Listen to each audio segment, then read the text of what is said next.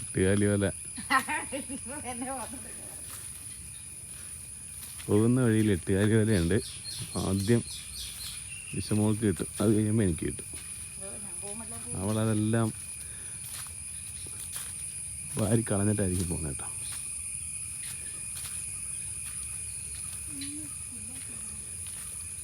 ഞങ്ങളുടെ പഴയ പാടം. ഇപ്പം കൃഷിയുണ്ടോ അവിടെ?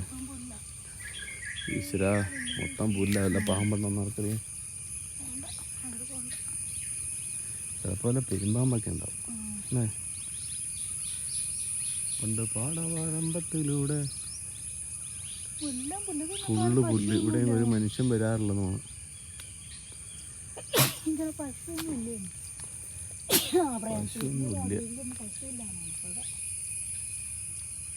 അയ്യോ, വീഡിയോ ആയിരുന്നു. ഫോട്ടോയാന്ന് ഓർത്തേക്കുണ്ടോ?